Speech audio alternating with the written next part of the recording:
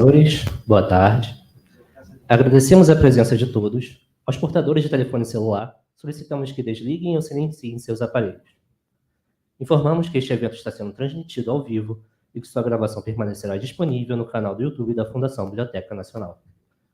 Agradecemos a presença do corpo diplomático representado pelo embaixador de Portugal no Brasil, Sr. Luís Faro Ramos. Agradecemos também aos representantes das instituições culturais e demais autoridades presentes.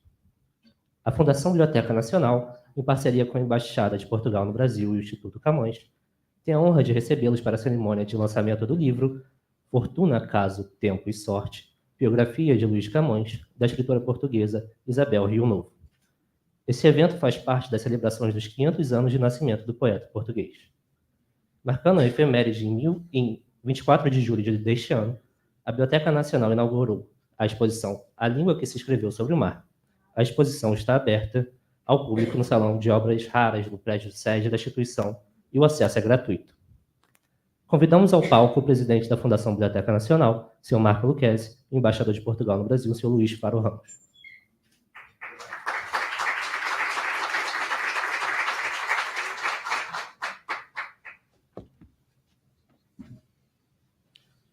Com a palavra, o embaixador de Portugal no Brasil, Sr. Luís Faro Ramos.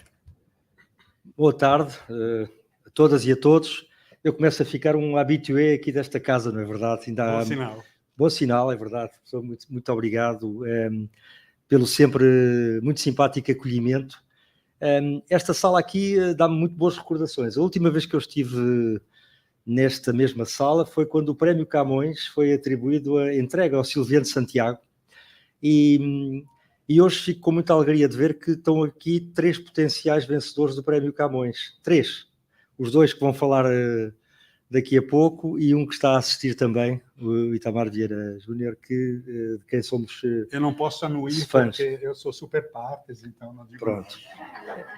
Parece mesmo que há alguém que toma parte ativa nessa matéria. Não, mas eu gostava de dizer, professor Marco Lucchesi, a grande alegria que é estar aqui a representar a Embaixada, numa ocasião em que já constatei que neste semestre do ano 2024 nós estamos a ter um arranque magnífico de comemorações dos 500 anos do nascimento de Luís Vaz de Camões.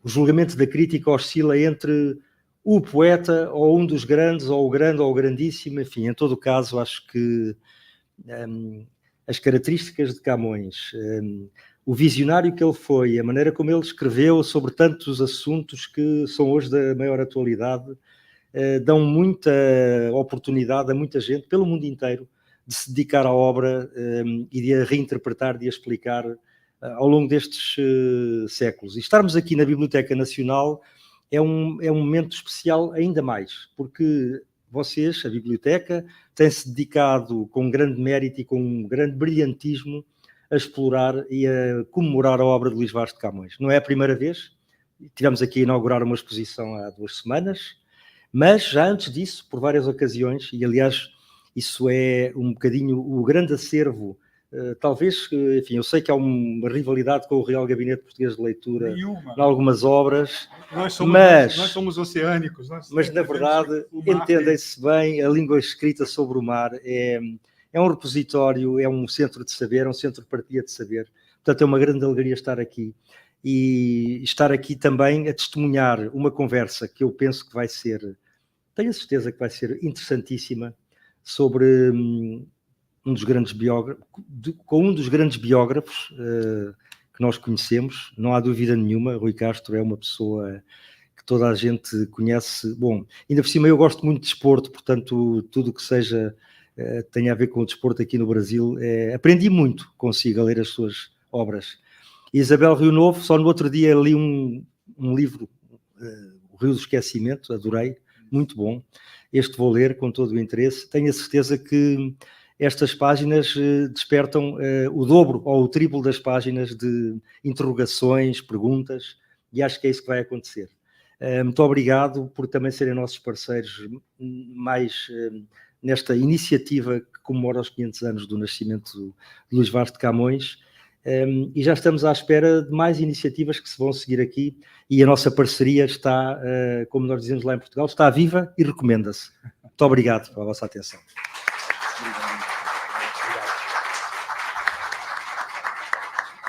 Muito obrigado, senhor embaixador. Com a palavra, o presidente da Fundação Biblioteca Nacional, senhor Marco Lucchesi. Um abraço caloroso aos presentes, aos que estão à distância. É uma alegria enorme que a Biblioteca Nacional tenha justamente esse centro, baricentro, mais precisamente, desta caçada contínua de infinito. O Pacto da Biblioteca Nacional, melhor dizendo, transfinito, é esse olhar seguro, profundo para o passado e, ao mesmo tempo, construir os instrumentos de diálogo com as novas tecnologias e com tudo aquilo que se coloca hoje para evitarmos as trevas digitais, a era das trevas digitais, que é, de fato, para nós um aspecto importantíssimo e urgente em relação ao depositário fideístico desta casa, em relação a tudo que se produz país afora e não apenas. O caso de Camões é isso, e dizíamos da última vez, senhor embaixador, caros amigos aqui presentes, de que se Eduardo Lourenço, né, fez essa relação, Alexandra Pinho e Isabel, depois cumprimentaria as pessoas aqui presentes, até onde for possível, que a Biblioteca Nacional ela consegue realizar o parricídio pedido por Eduardo Lourenço para que Portugal e Brasil encontrassem, cada qual dentro da sua própria perspectiva, o rumo necessário. Parricídio que está em Dostoiévski, não é? Parricídio que foi examinado por Freud, parricídio que nós realizamos em nosso cotidiano. Matar o pai para reamá-lo, para reequacioná-lo. Essas eram questões muito importantes colocadas por Eduardo Lourenço, e não se trata de uma morte cruenta ou incruenta, mas de uma passagem simbólica, diante de cuja complexidade ou nos colocamos diretamente dentro dela, ou seremos incapazes de escrever, reescrever a nossa história, como dizia propriamente Walter Benjamin nas teses sobre a história, ler a história a contrapelo, que é a perspectiva dialética que se espera do olhar de uma grande biblioteca, uma das maiores do mundo, uma das 10 mais importantes do mundo, que é prova cabal, senhor embaixador, das relações de Portugal intensas.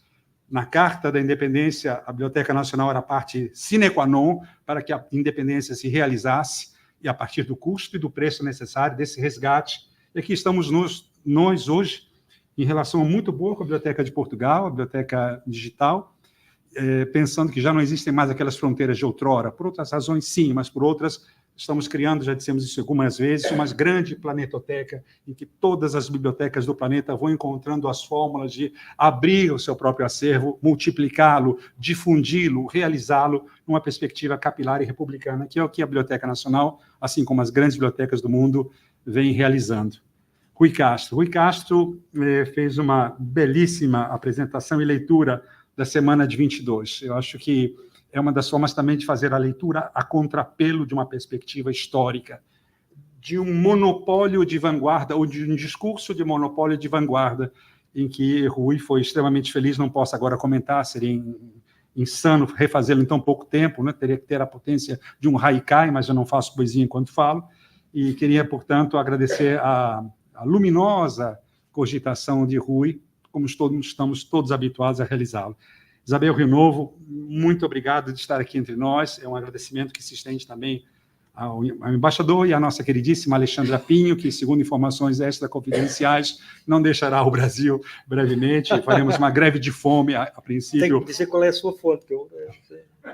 Não, embaixador, eu acho que o senhor está mais informado do que eu, inclusive. Não é? Isso é contra-informação, o senhor me desculpe, mas eu não posso realizá-la. E, sobretudo, em público, embaixador, mas assim ficamos todos comprometidos. Agradecer muito a você, Alexandra Pinho, pelos cuidados, a Embaixada de Portugal. De fato, é uma relação muito bela. E se, de um lado, nós precisamos cometer o parricídio, ainda nas teias de Lourenço, é preciso que Portugal deixe o labirinto. Assim, era o que ele colocava, não é? Em inúmeras e brilhantíssimas, amado, imenso e gigantesco Eduardo Lourenço, que tinha capacidade sutil de grande penetração, talvez, como muitos dizem, um dos maiores filósofos portugueses, no sentido lato da palavra, né? Alguém que aprofundou e se coloca muito bem. Isabel Rio Novo, muito obrigado pela sua presença aqui. Já a conhecia como romancista. O senhor me roubou a palavra, mas está bem concedido o sermão do Bom Ladrão do Padre Vieira.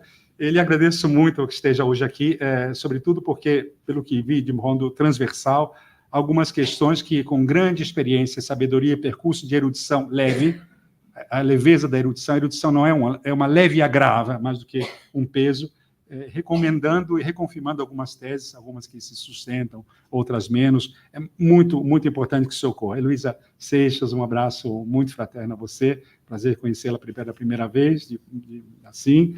Itamar Vieira também, não é? Assim, é muito importante conhecê-los por escrito, mas, às vezes, embaixador, eu prefiro não conhecer ninguém, porque a gente se encanta muito pelo que é escrito. Isso serve também em relação a mim, né? Às vezes pode ser também o contrário. Escreve mal, mas é uma pessoa maravilhosa, que não nos interessaria. Melhor que disséssemos, realmente não vale nada, mas como escreve bem. Se a gente pudesse encontrar um equilíbrio entre as partes, e esse equilíbrio está em Jorge de Lima.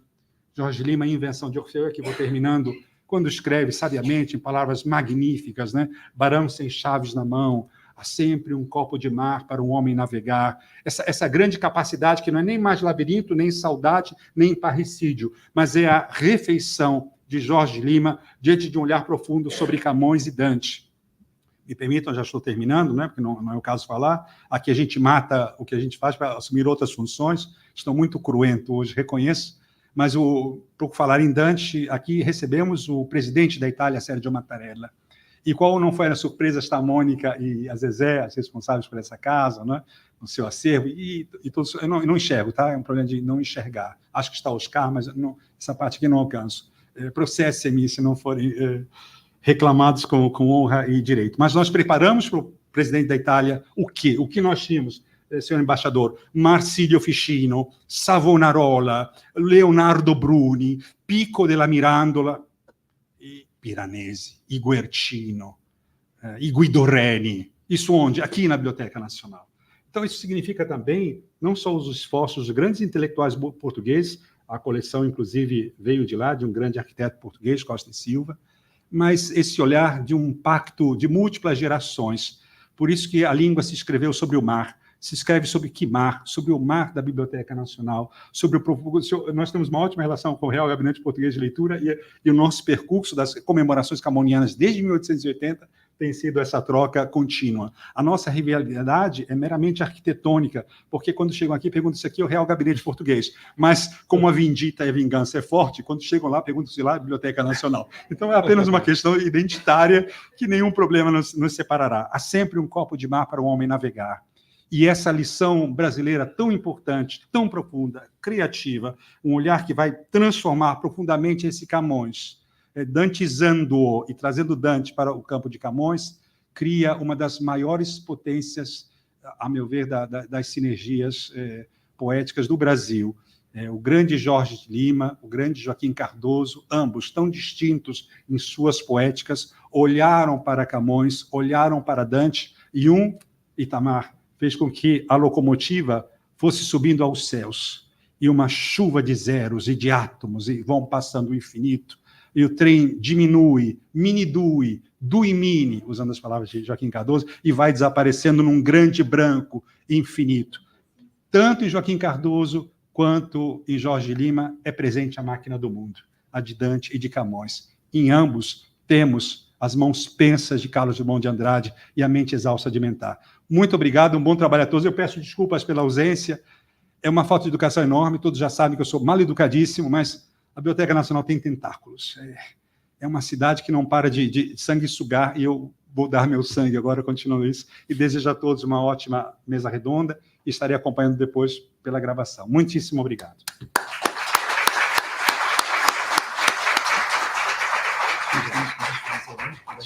Muito obrigado, senhor presidente. Convidamos ao palco Isabel Rio Novo, autora do livro Fortuna, Caso, Tempo e Sorte, biografia de Luís de Camões, e o escritor Rui Castro.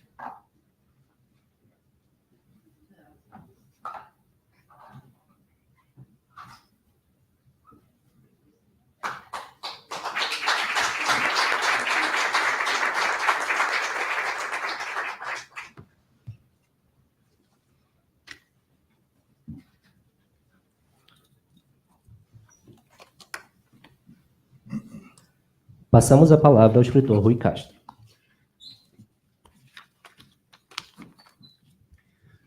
Boa tarde a todos, ouvintes de casa e do auditório, como se dizia antigamente no rádio. não preciso nem dizer que é um enorme prazer, é também uma honra estar aqui para conversar com uma colega, né, de ofício, e um ofício, aliás, que aparentemente desperta grande interesse nas pessoas, né? Como as pessoas que gostam de saber como é que se faz uma biografia, né? Como é que você reconstitui uma vida que já acabou há 50 anos, ou no caso, há quase 600 anos. Eu diria que a profissão do biógrafo é um privilegiado, né? Ele tem... O ofício dele é se ausentar da própria vida durante alguns anos, o tempo que durar esse trabalho, e se mudar para a vida de alguém, né?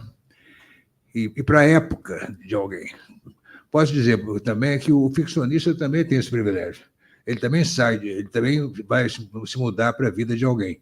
Mas há uma diferença entre você se mudar para a vida de alguém que você criou, que você inventou, do que para uma pessoa que existiu, né, que já existiu há 500, 600 anos. É como se o ficcionista, na verdade, ao se mudar para a vida de alguém, ele não saísse de si mesmo, porque ele está lidando com pessoas que ele próprio criou, só existe na imaginação dele. Outra coisa é você se mudar para a vida de alguém que existiu, e você vai se mudar também para a época em que ele existiu, né? Então você não vai usar a sua imaginação, você vai usar a sua capacidade de investigação, que você está em busca de informações, né?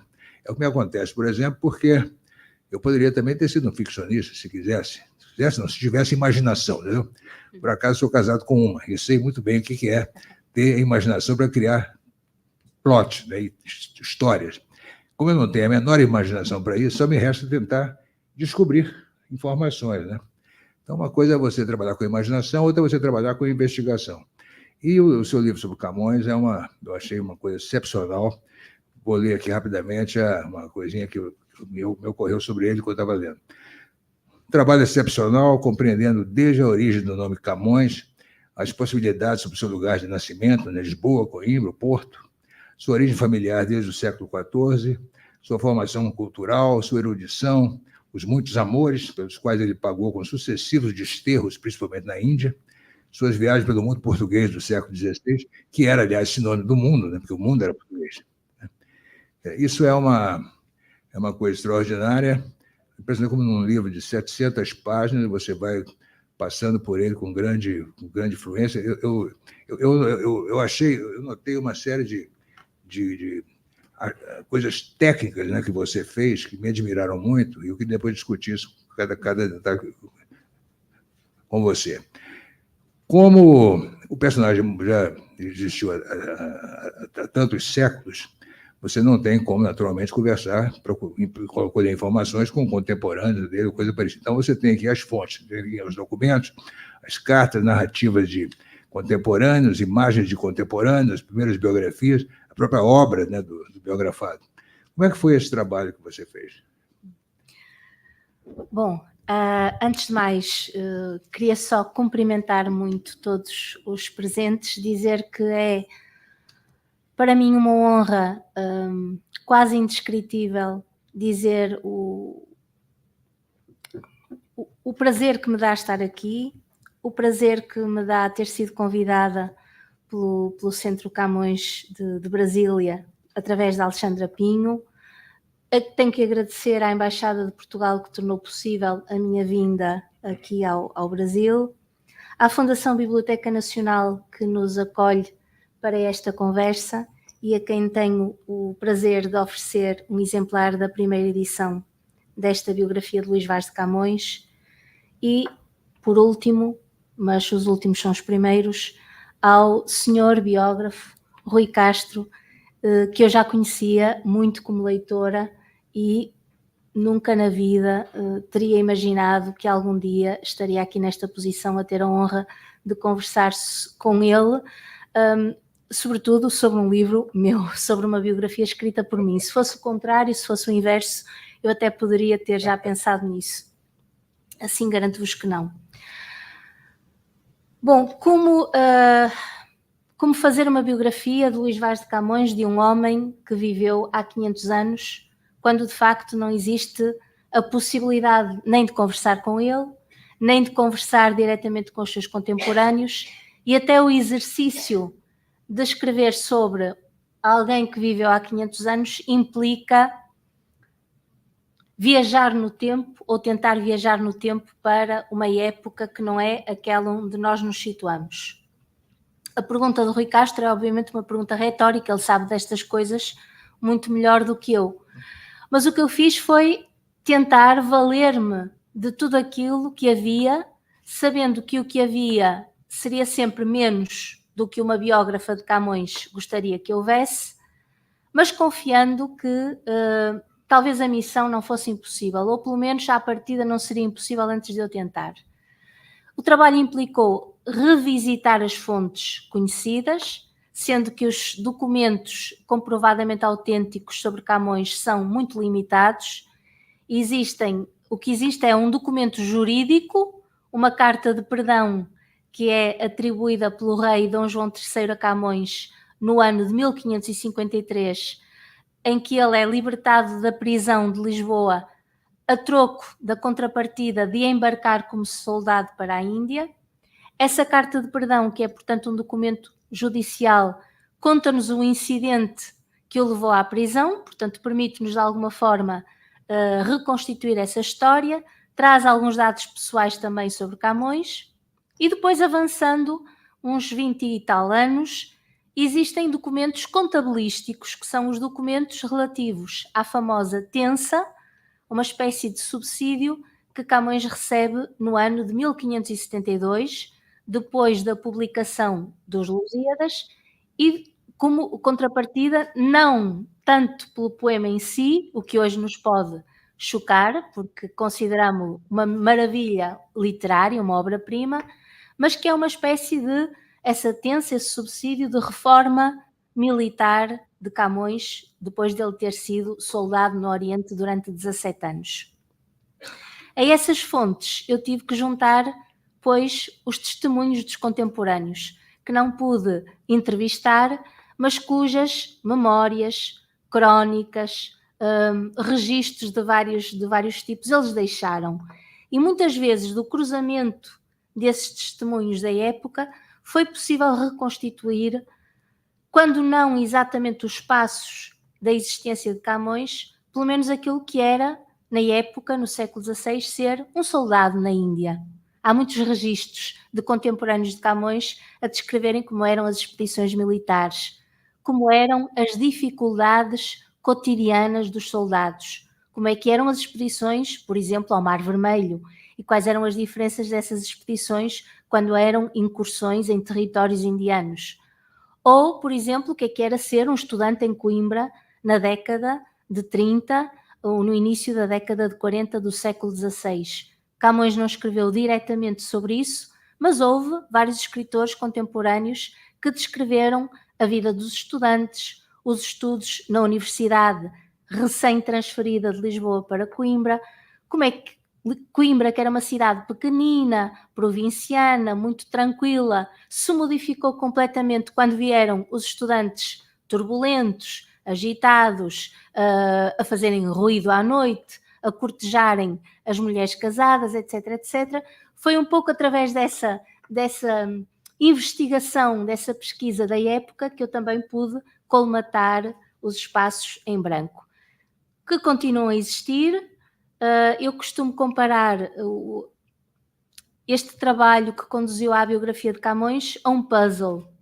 Eu gosto muito de fazer puzzles com muitas peças. E quem faz puzzles sabe que às vezes chegamos ao final, está quase tudo completo, mas faltam peças.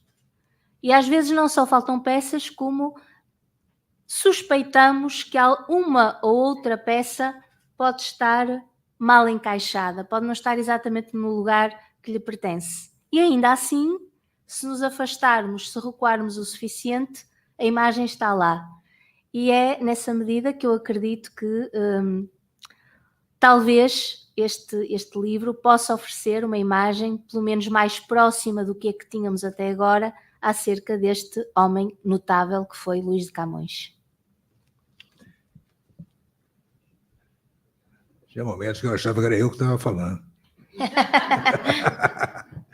essa imagem do puzzle é muito boa. E tem uma outra coisa que você também certamente observou, é o seguinte, de repente você tem um buraco, um espaço no meio do puzzle que você não... que você não tem certeza das fronteiras ali do buraco, se está tudo bem, se é aquilo mesmo, ou tem muitas peças desarranjadas em torno de um determinado buraco. De repente você encontra a peça daquele buraco e você põe. De repente, como se fosse um ímã, todas as outras se juntam e você tem um quadro completo. Eu fico arrepiado quando penso nisso, porque isso me acontece muito, e acontece com você também. Como você disse, né, pela precariedade de fontes diretas, né, quer dizer, você teve que trabalhar por fora, pelas laterais, né, e você conseguiu assim, remontar todas aquelas passagens usando elementos de fora. Isso faz com que você, nem sempre, você tenha certeza de que aquele fato aconteceu ou não, né? Isso é normal. Você faz suposições e você certamente trabalha com o pensamento de que isso é improvável, isso é impossível, mas isso é provável, né? Então, entre o improvável, o impossível e o provável, você aposta no provável e certamente deverá estar certa, né? Mas isso tem que ser feito com muita sutileza. Não posso afirmar que isso aconteceu, embora tudo indique que sim, né? Talvez não, uma coisa parecida, mas você faz isso com uma delicadeza no texto que o leitor não se incomoda com isso. Algumas biografias em que o autor escreve sempre seria assim, deveria ser, sabe? Isso é grosseiro, né? Você faz uma condução absolutamente suave, uma transição suave entre a sua suposição e a sua certeza. Como é que você já tinha pensado nisso? Você trabalha com isso na sua cabeça? Bom, eu quando aceitei o convite nunca me tinha passado pela cabeça um dia escrever a biografia de Camões, e quando comecei foi uma espécie de aceitação condicional. Eu iria, durante os primeiros tempos, perceber se seria capaz ou não de escrever esta obra, porque eu sabia que não queria limitar-me a fazer uma espécie de releitura das biografias anteriores, escritas durante estes 500 anos, uma releitura e um resumo. Não era isso que eu queria. Eu queria tentar aproximar-me, tanto quanto possível, do homem que existiu antes de ser tudo aquilo que representa para nós. E percebi muito rapidamente que seria capaz, eventualmente, de o fazer, mas tendo que ressalvar muito bem sempre o que é que eu posso afirmar com segurança, porque apesar de tudo considero errado dizer-se que sobre Camões não se sabe nada. Não é verdade. Há um conjunto de factos da sua vida que nós podemos afirmar com a segurança, com a mesma segurança com que nos referimos e tomamos como seguros outros factos e outras certezas históricas. Mas eu tinha que distinguir muito claramente e muito honestamente perante o leitor aquilo que é verdade, aquilo que eu acho que é comprovado, daquilo que é muito provável, daquilo que é simplesmente possível, e até, quando nem isso era capaz de garantir, aquilo que pelo menos é uma conjectura minha, claro que, tanto quanto possível, fundamentada num conjunto de razões.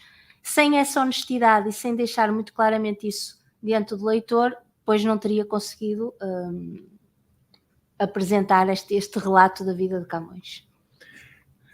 Eu só há pouco fiquei sabendo que você é também romancista, e é um perigo o biógrafo se deixar contaminar por alguma vivência ficcional, né? No meu caso, por exemplo, eu sou um falso romancista. Na verdade, quando eu estou de férias na biografia, eu faço um romance, já fiz 3. Mas a provar que eu não tenho a menor capacidade de imaginar plots originais, eu só faço biografias com personagens que existiram, né? No caso, o nosso Dom Pedro I, o seu Dom Pedro IV, o filho dele, Dom Pedro II, e o poeta Olavo Bilac, no começo do século XX no Brasil. E com isso eu faço enorme pesquisa em torno de todos eles, a época em que viveram, os costumes, as roupas, os cheiros, as comidas, a língua, as palavras, etc. E aí consigo inventar um plot que se adeque àquela figura. E, mesmo assim, eu só posso obrigar ele a fazer no meu livro coisas que ele talvez fizesse na vida real. Né? Ou seja, eu não posso pegar o Olavo Bilac e fazendo, sabe, fazer dieta, por exemplo, né? Porque ele já era um homem magro, etc. Então, coisa do gênero. Agora, na biografia, você está fazendo a sua investigação, você já considera, você já fez o possível, já levantou todas as informações possíveis, aí já está na hora de escrever. Eu não sei como é que você faz, vou te perguntar isso depois. Se você escreve, já vai escrever desde o começo ou espera completar toda a investigação para começar a escrever. Mas aí você está na fase de escrever. De repente você tem a informação X, você tem a informação Z, você não tem a informação Y.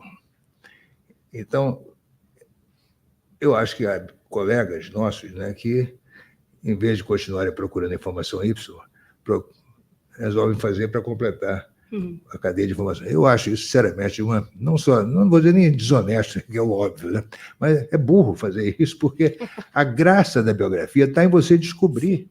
Porque se fosse possível inventar, seja ficcionista de uma vez, ninguém está te proibindo, né? Então, o interessante é isso, é você lutar pela informação. E, no meu caso, eu faço me dou um desafio de não entregar o trabalho enquanto não descobrir aquela informação, por mais insignificante que seja. Aquela que você vai botar no livro, e o leitor não vai nem perceber que te deu tanto trabalho. Né? Agora, por que você não pode desistir dessa informação a partir do momento em que você se decide a buscá-la? Porque se você desistir dessa, você vai desistir também de uma outra, também não muito importante, você vai desistir de uma outra até mais ou menos importante, é melhor você nem fazer o livro, vai fazer outra coisa, né? Então, eu fico isso que você falou, né? Não adianta, não sabe nada sobre Camões. Isso é uma frase dos preguiçosos, evidentemente, daqueles que aceitam as verdades absolutas, porque você sempre vai achar uma maneira de encontrar informações sobre qualquer pessoa. Né? Uma biografia leva muito tempo para ser feita. O meu livro sobre o Nelson Rodrigues levou 2 anos, porque eu tive sorte em muita coisa, do Garrincha 3 anos, da Carmen Miranda 5 anos. Né? Nesse tempo de trabalho, e você conversando, no caso meu, com 200 fontes que conheceram, foram contemporâneos do autor, etc., conviveram com ele. Todos os dias, durante todas as horas do dia, né? Você ficando em cima daquele assunto, você transfere a sua vida realmente para aquele personagem, para aquele momento. Não há possibilidade que, no decorrer de 5 anos, qualquer coisa, por mais melindrosa ou delicada, te escape. Alguém vai falar, entendeu? Alguém vai te dizer. Então, é um trabalho fabuloso por isso. Né? Agora, eu acho que, pela minha experiência, de que não adianta você começar a escrever enquanto não tem um trabalho já... o grosso da apuração não tenha sido feito. O que você acha?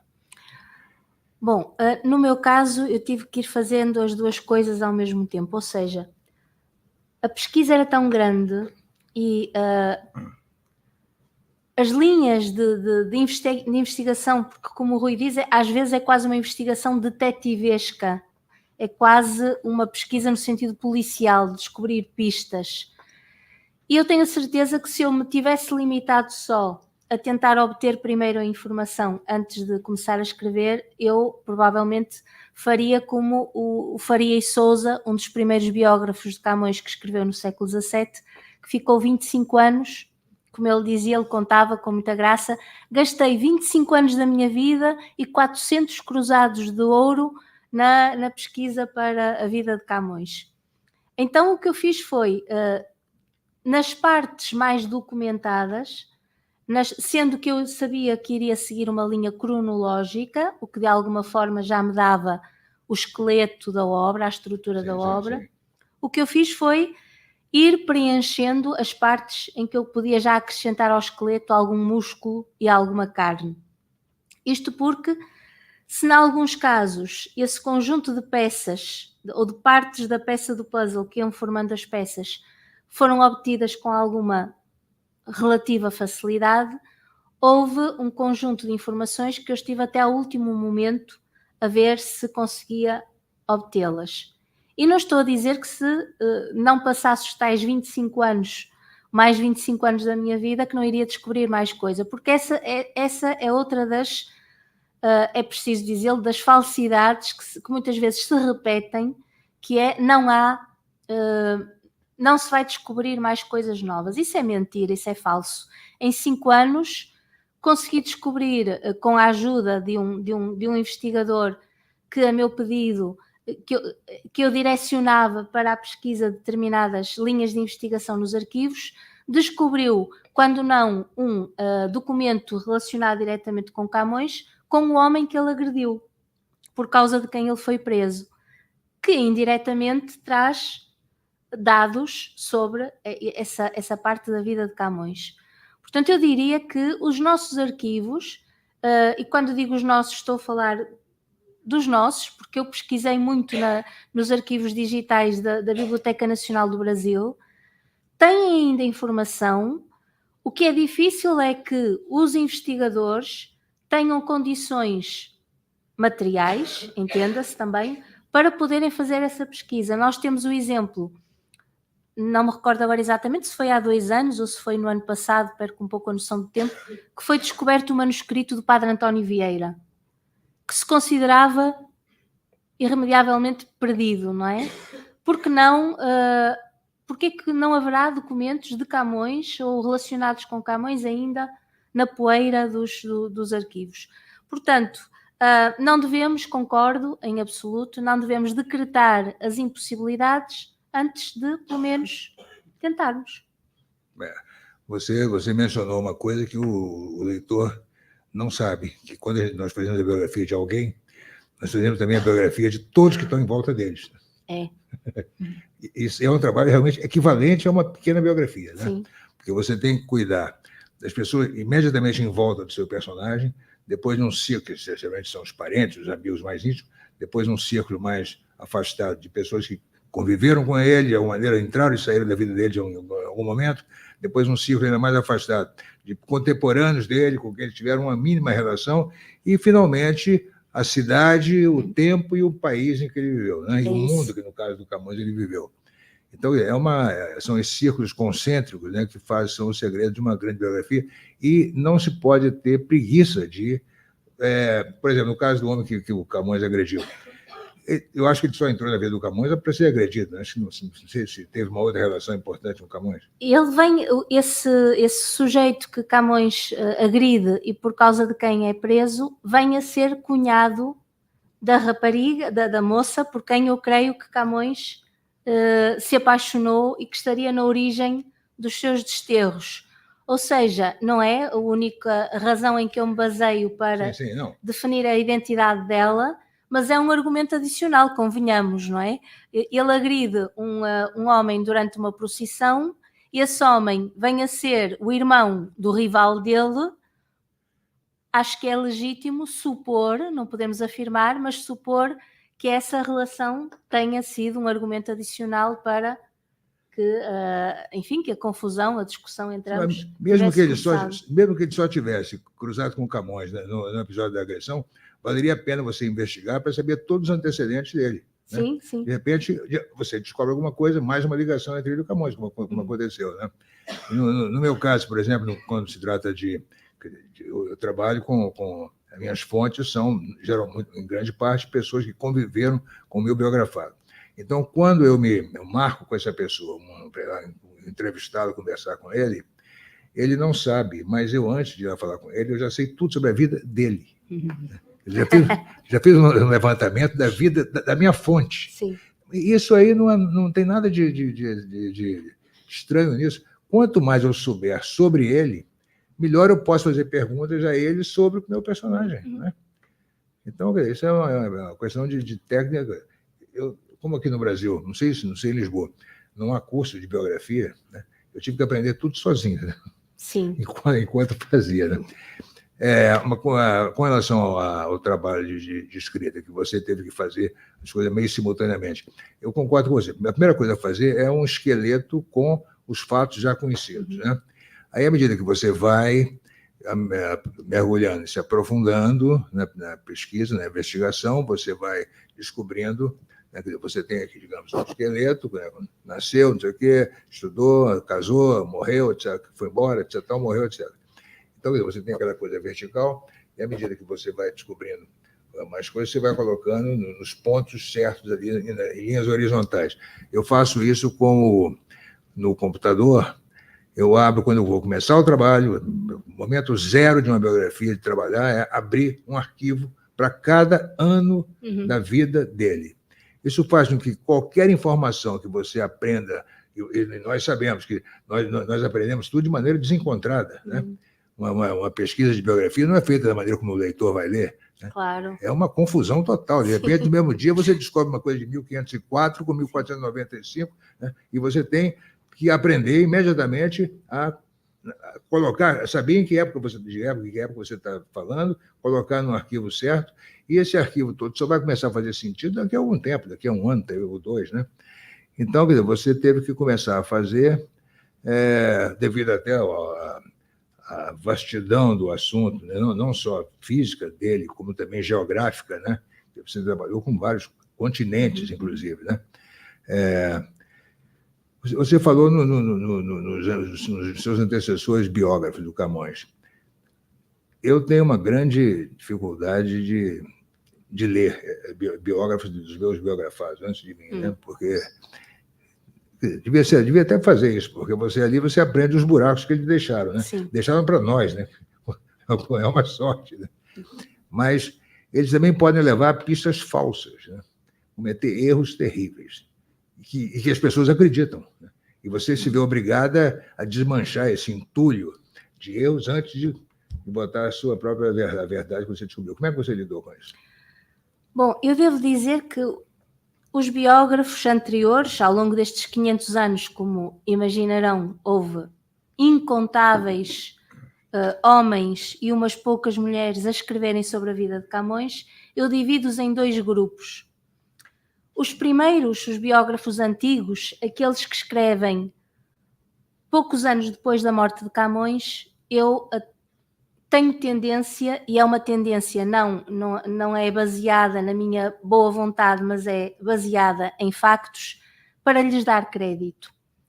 Há, por exemplo, aquele biógrafo de que eu falei há pouco, Faria e Sousa, que já foi no passado acusado de ser um grande mentiroso.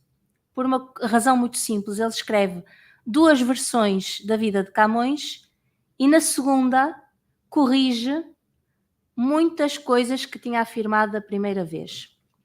Isso bastou para que muitos biógrafos tardios tivessem dito que ele estava a mentir, quando, se calhar, pelo contrário, pode ser um sinal de honestidade intelectual. Ora, o tempo a tudo dá talho, como dizia Camões, e o tempo deu razão, ou tem dado razão a Faria e Sousa, porque no século XIX, a descoberta daqueles poucos documentos comprovadamente autênticos sobre Camões vieram dar razão às afirmações de Faria e Sousa. Ou seja, nada do que ele disse foi posteriormente desmentido pelas provas que surgiram. Todas as provas que surgiram vieram confirmar coisas que ele disse. Isso, por uma espécie de raciocínio lógico, leva-me a dar globalmente crédito àquilo que ele afirmou. O problema é quando chegamos às épocas posteriores, em que os biógrafos já não estão tão interessados no homem Camões, mas no símbolo, no mito, nas muitas imagens e nos muitos valores e nos muitos significados que Camões representa. A geração romântica, por exemplo, no século XIX, vai pegar numa dimensão de Camões que é incontestável, o homem boémio, frequentador de tabernas, frequentador de bordéis, que convivia com indivíduos de todo o tipo, inclusivamente das mais baixas camadas sociais, e vai esconder esse Camões e valorizar apenas o poeta sublime, em permanente contemplação, subsistindo não se percebe muito bem de quê, de uma forma etérea, limitando-se a fazer versos, etc, etc. E, portanto, eu muitas vezes comparei o trabalho de tentar encontrar o homem antes de ter sido tudo isto ao trabalho de um restaurador, de uma equipa que vai restaurar um quadro, uma pintura. É preciso pegar na tela, ir raspando as camadas de tinta, os acrescentos que foram sendo colocados ao longo do tempo e ficar com aquilo que sobra, que muitas vezes é pouco, mas que é autêntico, não é? É o que houve antes de haver esses acrescentos. Agora, mesmo os biógrafos maus, entre aspas, isto é, mesmo os biógrafos que ou inventaram, ou deturparam, ou omitiram, eu acho que aprendi com todos um bocadinho, porque até nesses, às vezes, há um pensamento, uma ideia, uma ligação entre dois factos aparentemente discrepantes que me serviu de alguma coisa. E depois temos exemplos de maus biógrafos que foram excelentes pesquisadores, foram bons investigadores, recolheram muito material e depois não foram tão bons em relacioná-lo e em trabalhá-lo. Portanto, eu faço uma reverência, faço uma vénia aos biógrafos anteriores a mim, esperando que os biógrafos e as biógrafas que vierem a escrever sobre Camões também não achem que eu fiz tudo mal. Porque o grande perigo é quando o suposto biógrafo se apodera do personagem, né, da lenda, da imagem, né, do personagem, e resolve tomar liberdades com ele. Né? Uhum. É o que faz o romancista histórico. Né? Quer dizer, de certa maneira, é o que eu fiz com os Dom Pedros e o Buraco, deixando sempre bem claro que eu estou escrevendo ficção. Né? Tanto que eu boto na capa do livro Os Perigos do Imperador Dom Pedro II, um romance do Segundo Reinado. Né? Ou então, sobre o Dom Pedro IV. Era no tempo do rei, um romance da chegada da corte. Para não haver dúvida, né, de que aquilo é uma obra de ficção, mesmo que seja baseada na verdade. Isso, o contrário é que não pode ser feito. Você fazer uma obra de ficção e apresentar como tendo sido verdade. Isso foi uma coisa que aconteceu até durante grande parte do século XX. Se você pegar grandes escritores, por exemplo, que nas suas férias de romancista eles vinham fazer biografia, um deles é o Stefan Zweig. Né? Uhum. Fez várias biografias, mas sem sair de casa, sem sair do gabinete dele. E você tem isso antes também. Parece que o Balzac chegou a fazer a biografia do Napoleão. Você consegue imaginar o Balzac saindo de casa para fazer a biografia do Napoleão? Né? Sendo que você tem que sair de casa, mesmo que você vá sair da sua casa para se meter num arquivo, né, onde você vai manipular documentos de 400 anos, tem que usar até máscara, você está saindo de casa. Você não pode fazer uma biografia usando só a sua imaginação, evidentemente seria até desonesto. Né? Então, você diz aqui, muitas lendas em torno de Camões, né, que os primeiros biógrafos certamente aceitaram, mas você diz, cabe ao biógrafo investigar o fundo de verdade que pode haver nelas. Quer dizer, até as lendas você tem que dar alguma atenção. Né? Sim. Por exemplo, nós temos no nosso imaginário, em Portugal, não sei se aqui no Brasil também, a imagem do naufrágio de Camões e aquela imagem de Camões nadando com uma mão e segurando o manuscrito dos Lusíadas na outra. Bom, por muito atlético que Camões fosse, é pouco provável que nos mares da China, ele deve ter naufragado no regresso de Macau para Goa, alguns nos mares da China, junto ao delta do rio Mekong, é pouco provável que ele conseguisse esse prodígio, até porque estamos a falar, ao imaginarmos o manuscrito dos Lusíadas, que nós não temos, mas podemos imaginar pela sua extensão, devia ser algo bem volumoso, bem pesado e difícil de transportar. Ou seja, esta imagem é lendária, claro, não pode ser verdadeira. Agora, até esta imagem lendária tem um fundo de verdade, que é Camões efetivamente naufragou, e desse naufrágio, no qual ele perdeu quase tudo, perdeu a rapariga asiática com quem vivia maritalmente e que morre durante esse naufrágio, perdeu os bens de fortuna que tinha conseguido amealhar durante a sua estada em Macau, perdeu os bens de que era depositário enquanto funcionário, porque ele estava a desempenhar o cargo de provedor dos defuntos. Era um funcionário que, quando alguém morria, tinha que identificar o falecido, tinha que identificar os seus herdeiros, fazer um inventário dos bens, pôr esses bens a leilão, guardar, não eram dele, guardar o dinheiro até o poder entregar às autoridades em Goa e depois as autoridades iriam reencaminhar para os herdeiros. E ficava com uma percentagem, portanto era um cargo simpático. E ele perde esse dinheiro também, que lhe vai trazer complicações depois, quando lhe pedem contas, porque havia na altura naufrágios falsos, fraudulentos. Era uma forma de as pessoas... Bom, há estratégias que são de todos os tempos, não é? Forma das pessoas poderem ficar com o que não era seu. Eu naufraguei, perdi tudo. Bom, o que é que ele salvou desse naufrágio? Os Lusíadas, o manuscrito. Provavelmente foi aquilo em que ele pensou primeiro. Os biógrafos antigos não dizem que ele nadou com uma mão, não falam disso, dizem que ele salvou numa tábua, uma jangada, um pedaço do navio. E nessa tábua, o que ele se preocupou em levar, de facto, foi os Lusíadas. Ou seja, realmente, debaixo da lenda, existe um fundo de verdade. Isso me deixou muito contente quando eu li, porque eu temia que... Eu não sabia quase nada sobre a vida do Camões, e eu temia que ele tivesse escrito o poema longe do mar. Mas não. Ele estava entre um naufrágio e outro, ele estava entre um litoral e outro, ele estava no mar, né?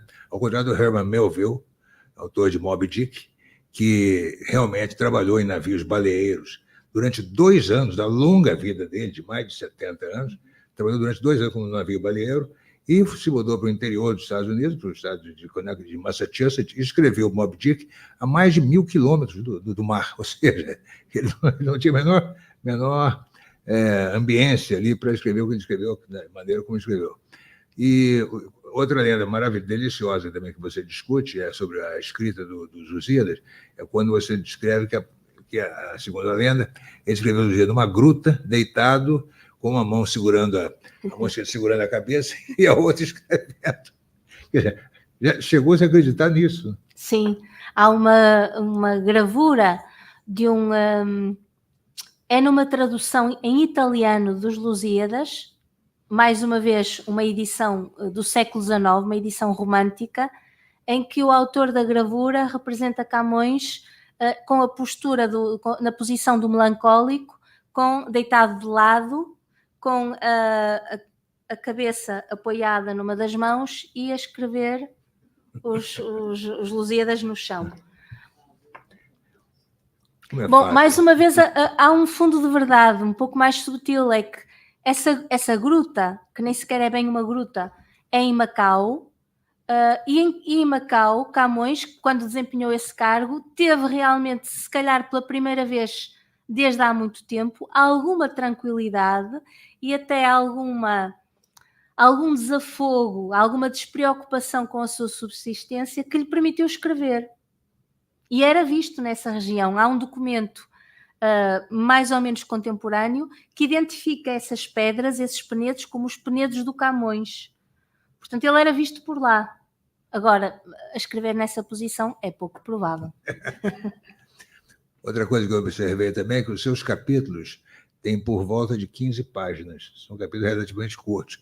Eu tento fazer isso também. Eu sempre penso na mecânica da leitura de um livro, como os nossos, né? E as pessoas, de modo geral, leem na cama antes de dormir, né? Então, se você apresenta um capítulo que a pessoa possa ler à noite, né? Deitou, pega o capítulo para ler e vai dormir daqui a 40 minutos ou meia hora. Ela vai fechar o livro com uma sensação de satisfação.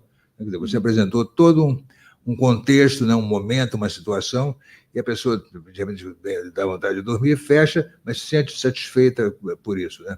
Você tem essa preocupação de... Olha, Rui, aí eu devo dizer que nisso e em muitas coisas eu sou muito devedora do Paulo. O Paulo, meu marido, é também um belíssimo escritor e agora é também um biógrafo, está metido nestas aventuras, e originalmente os capítulos tinham o dobro, tinham à volta de 20 e tantas, às vezes 30 páginas, e foi por conselho dele, que também é um grande leitor, que disse, não, da perspectiva do leitor, um capítulo mais curto, ele usou esses argumentos, dão ao leitor a satisfação de ter conseguido completar vá lá, uma unidade de sentido nesta longa narrativa que é a história da vida de alguém.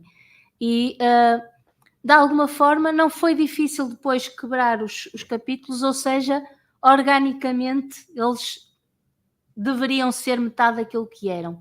E eu escutei o conselho e estou grata, uma vez que tenho a confirmação de que assim resulta melhor para o leitor. Outra coisa também que é importante na biografia, você dar o contexto histórico em que o seu personagem está se movendo, né?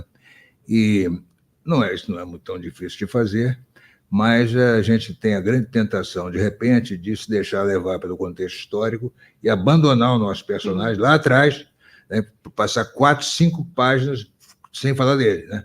Na minha opinião, é preciso você manter um controle, não deixar jamais seu personagem mais do que 2 páginas fora do livro, né?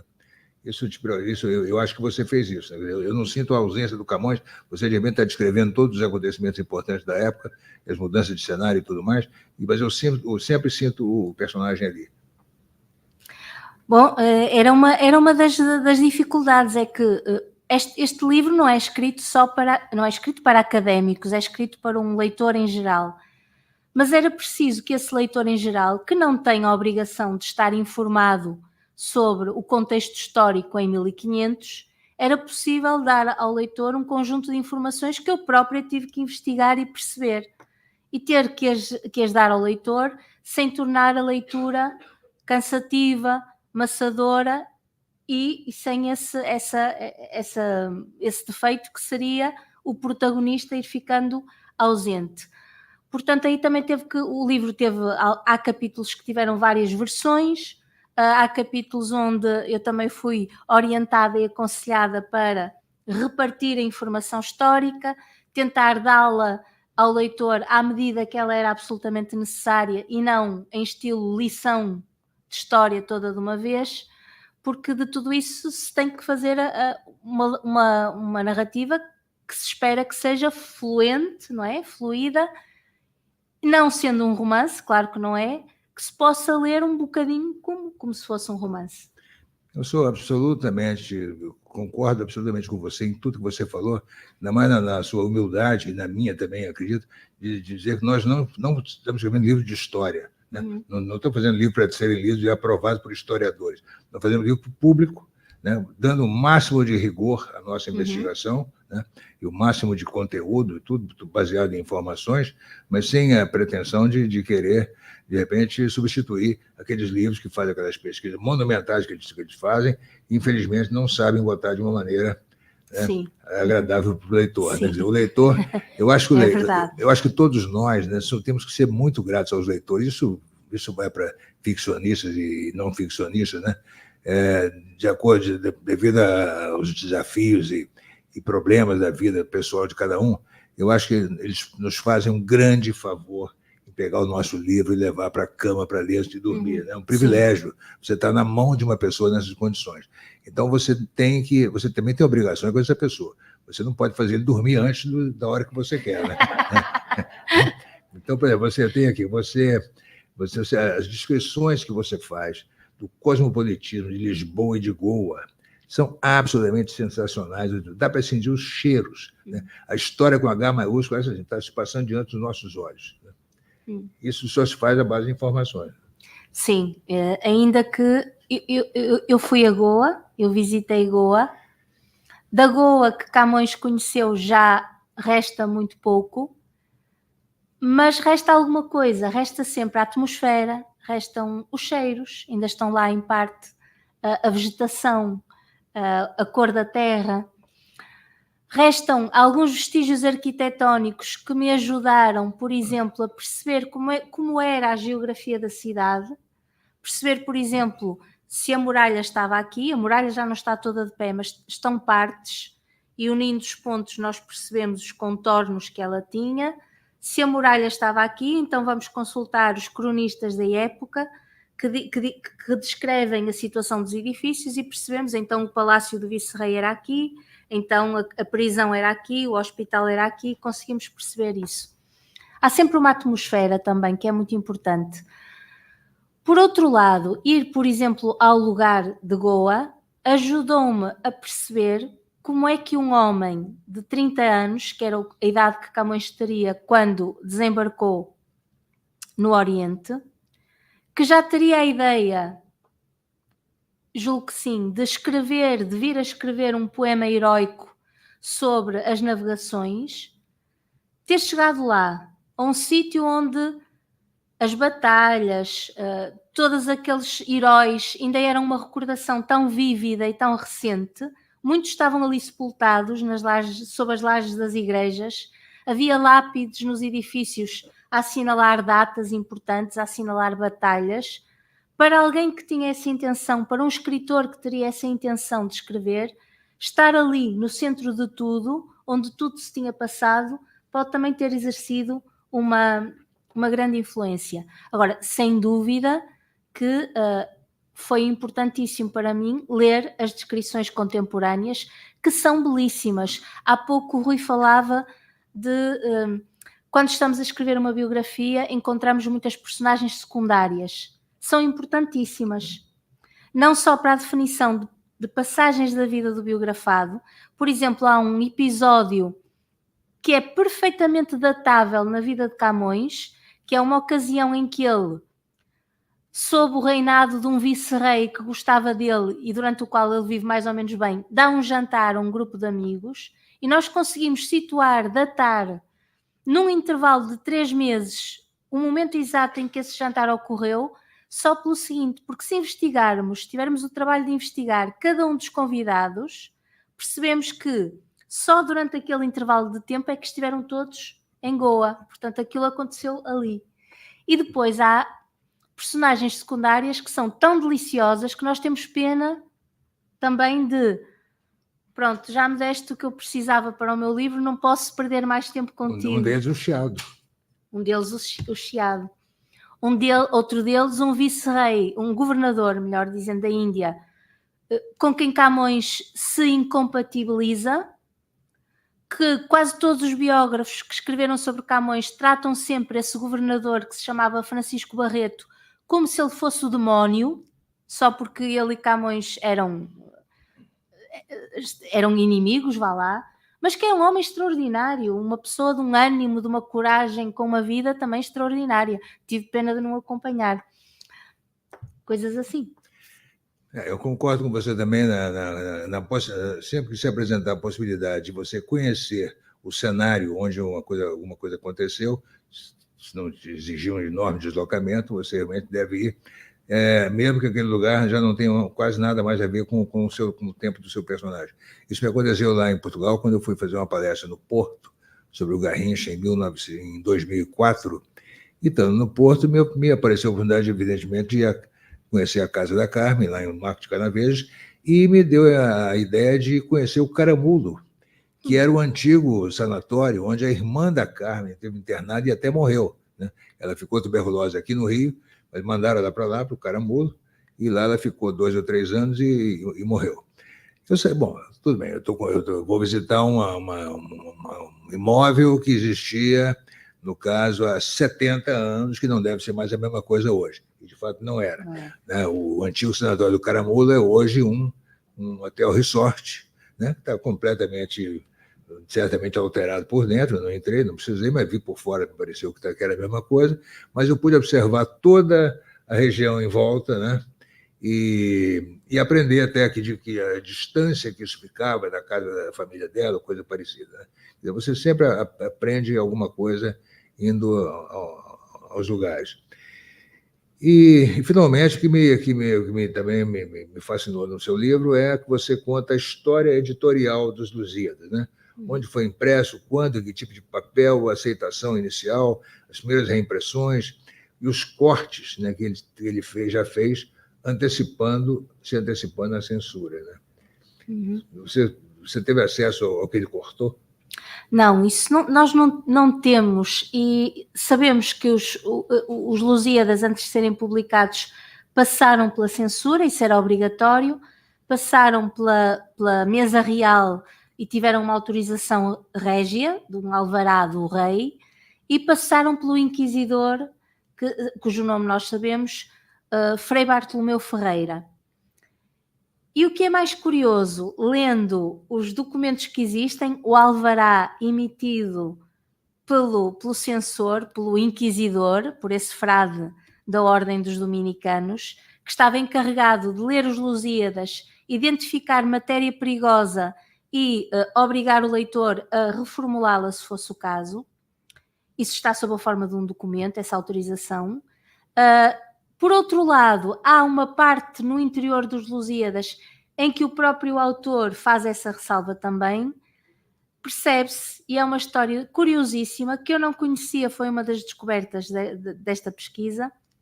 Provavelmente, autor e inquisidor, o revedor, a pessoa que ia rever o texto, estiveram de acordo, reuniram-se para tentar que duas coisas potencialmente perigosas, que eram a matéria perigosa do poema, passassem sem mais cortes, que eram, por um lado, as partes eróticas do poema, que são muitas. A mais conhecida é o episódio da Ilha dos Amores, mas há outras passagens que as doutrinas, depois do Concílio de Trento, proibiam, e há o uso da mitologia pagã, dos deuses do Olimpo, de que os Lusíadas estão cheios.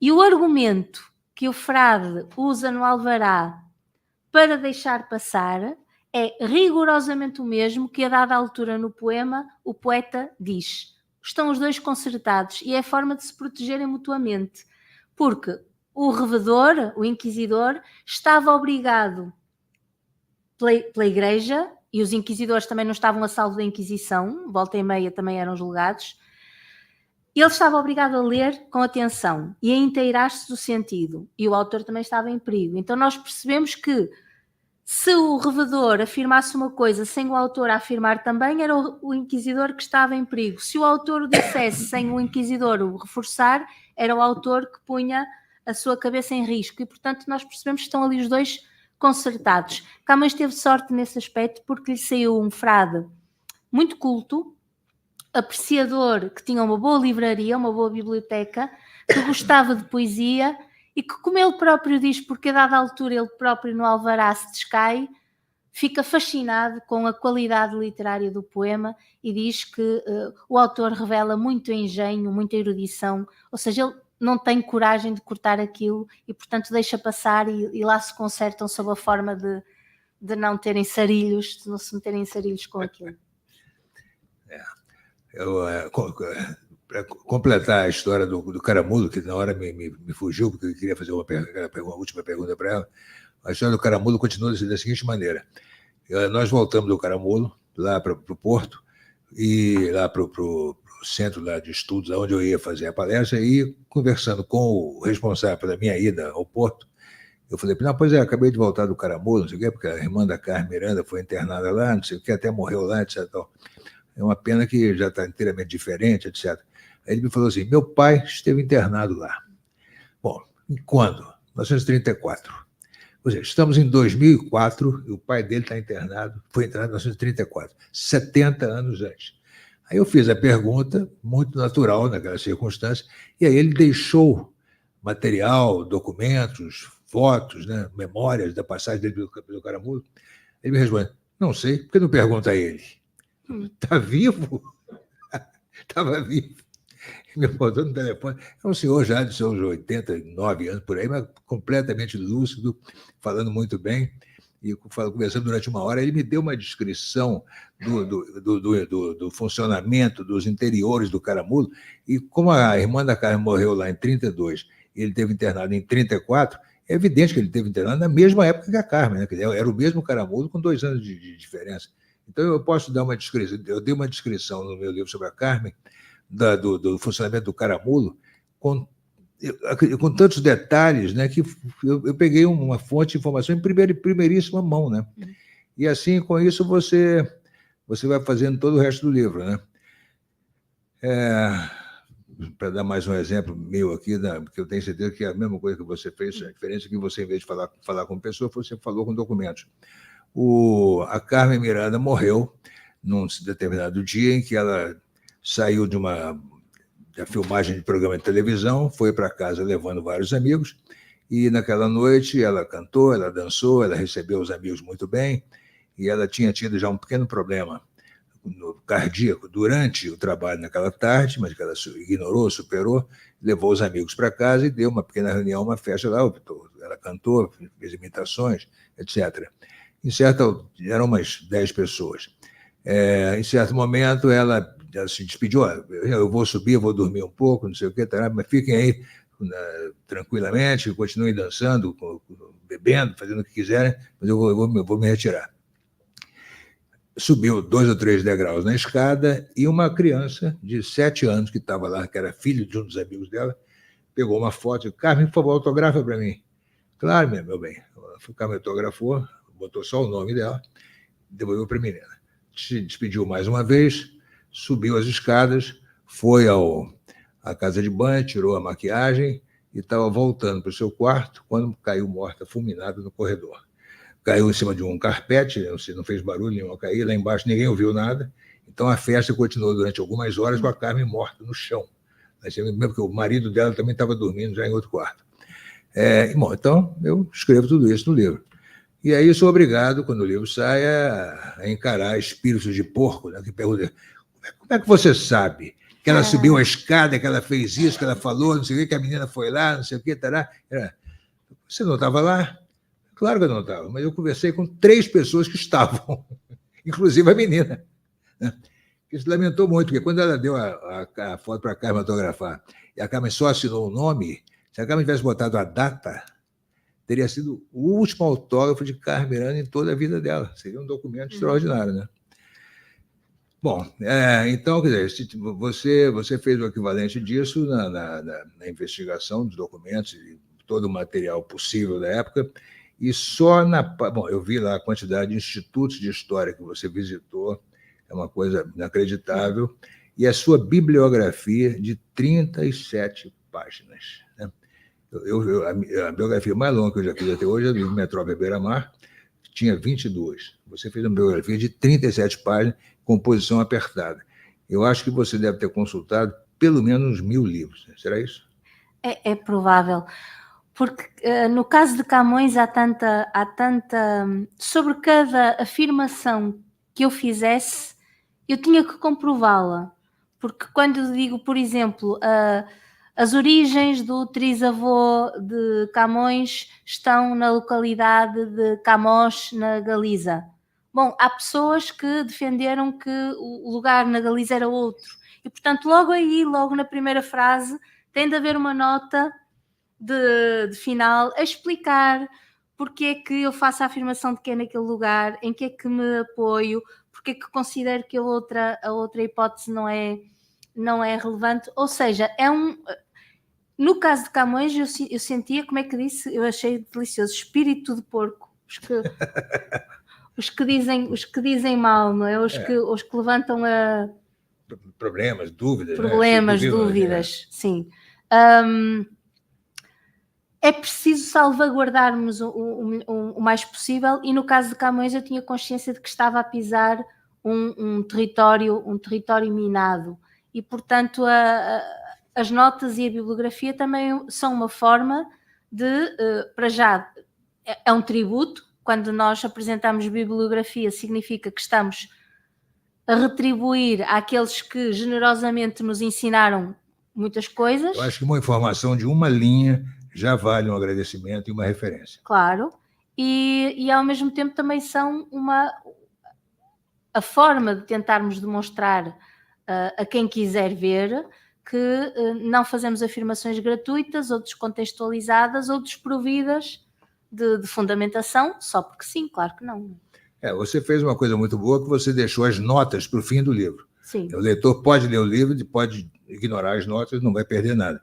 Se ele tiver alguma dúvida sobre aquilo que está lendo, ele vai lá nas notas e vê, né? E depois temos os académicos que começam pelas notas. Também há quem faça isso. Os acadêmicos botam as notas no pé da página. Eu vou ser obrigado a toda hora a descer alguns degraus para ler aquela nota. Isso te quebra inteiramente o ritmo do livro, né? Quer dizer, é por isso que eu não sei, sinceramente, eu sou muito bem tratado pelos historiadores brasileiros, né? Me dou muito bem com eles, aparentemente gostam muito bem de mim, não sei se me levam muito a sério, porque eu não faço esse tipo de reverência, né? A historiografia, a metodologia da história, né?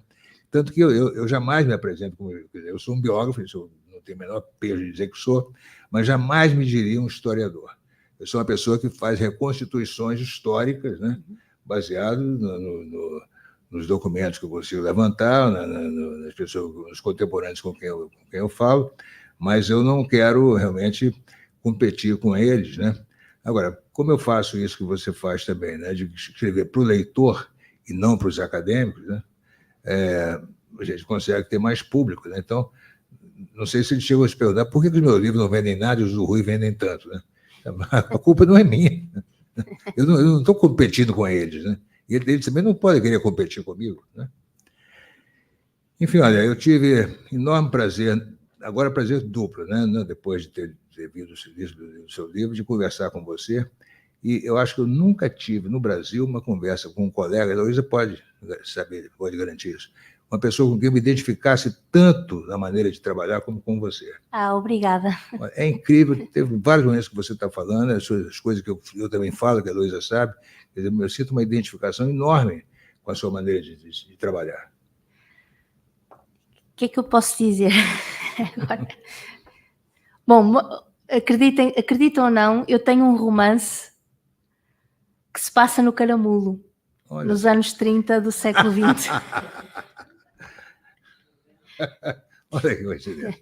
Com acesso também ao diário e às cartas de um homem, do avô do Paulo, que passou pelo Caramulo e que morreu num dos sanatórios do Caramulo também. Mais uma coincidência. Eu gostaria de ler esse romance. Obrigada. Vai ler. Olha, então, só para encerrar, né, eu acho que nós dois somos privilegiados, né, de poder trabalhar com o passado, trabalhar com épocas maravilhosas, sabe, da história, e lidar com figuras maravilhosas também, ou desprezíveis, né, enfim, mas são pessoas que, de repente, 500 anos depois, né, por mais desprezível que fosse na época, hoje é um personagem da história e com isso se torna interessante e fascinante. E você ter a oportunidade de passar 4, 5 anos vivendo aquela época e aquela história, aquele personagem, é como se nós nos transportássemos para lá o tempo inteiro e a vida real aqui fora, durante esse trabalho, fica absolutamente medíocre e intolerável. É isso aí. Obrigada.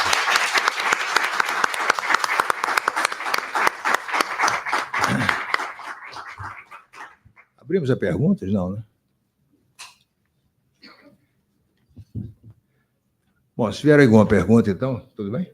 Claro. Mas olha só, eu só pediria que as perguntas fossem curtas, objetivas, claras e terminassem com ponto de interrogação. Isabel, é um prazer ouvir você, ouvir essas suas descobertas. A pergunta é muito simples. Você encontrou alguma comprovação, alguma pista para aquela tese que me fascina muitíssimo, de que Camões teria acompanhado a própria impressão dos Lusíadas, o que justificaria, né, cada exemplar diferente um do outro, na medida em que ele ia corrigindo as gralhas, pedindo para o tipógrafo corrigir, mas, evidentemente, o tipógrafo fazia outras. Você encontrou, ponto de interrogação, você encontrou alguma prova nesse sentido? Bom, na época não era muito comum os autores estarem envolvidos no processo de impressão, que era um ofício mecânico. As oficinas eram sítios atravancados de máquinas grandes e quem se movimentava lá dentro era o tipógrafo e os aprendizes. Mas, obviamente, os autores frequentavam as oficinas e volta e meia estariam por lá. Agora, fosse o autor, fosse o tipógrafo, fosse algum dos seus empregados, o que acontecia era que, quando o processo de impressão era muito demorado, muito moroso, cada página era composta com um tipo metálico, cada palavra era composta, aquela folha era impressa, depois tinha que se desfazer porque havia poucos tipos metálicos eram necessários para continuar. Ser redistribuídos nas caixas. Exatamente, e depois, enquanto esse trabalho de meses decorria, volta e meia, alguém, que pode ter sido, porque não, também, de vez em quando, Camões, descobriu uma gralha. As próximas impressões dessa estrofe já não vinham com essa gralha, mas todas as outras não eram desperdiçadas. O papel era um recurso muito dispendioso e o trabalho humano também era muito caro. Não passava pela cabeça de ninguém, nem sequer passaria pela cabeça de Camões, por muito frustrado que ele se sentisse, desperdiçar aquilo. E então aquelas eram guardadas e continuava-se. Sempre que se continuava, corrigia-se o erro anterior, mas não estávamos livres de serem introduzidos novos erros. No final, cada exemplar do livro era realmente um exemplar único, porque a quantidade de folhas de qualquer momento de impressão era variável. Depois cosia-se, estava feito o livro. Dos cerca de 50 exemplares da primeira edição dos Lusíadas que se saiba existem no mundo, nenhum é exatamente igual. No entanto, ou seja, isto explicaria, por esta razão puramente mecânica, a disparidade dos diferentes exemplares e a tese, a famosa tese da edição falsa ou contrafeita, caía por terra. Mas descobriu-se muito recentemente que alguns exemplares da primeira edição têm um papel, estão impressos em papel, com marca d'água de 1580i.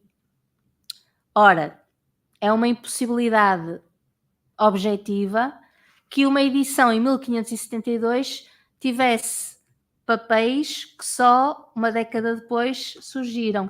Portanto, é provável que em 1584, julgo que estou a dizer agora, estou a citar de memória e há datas que também já não manipulo com tanta exatidão, mas por aí, que tenha surgido uma edição que imita a primeira edição, porque essa já tinha as autorizações todas e, portanto, podia ser comercializada, o que seria uma prova já da celebridade que o poema de Camões já tinha atingido. É tudo que eu posso dizer.